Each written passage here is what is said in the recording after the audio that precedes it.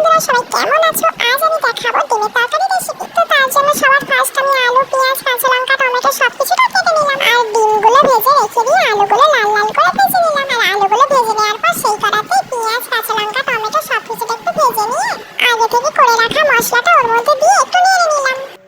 তারপর মশলা থেকে তেল ছেড়ে দেওয়ার পর ভেজে রাখা আলুগুলো মশলার মধ্যে দিয়ে একটু ভালো করে কষে নিলাম।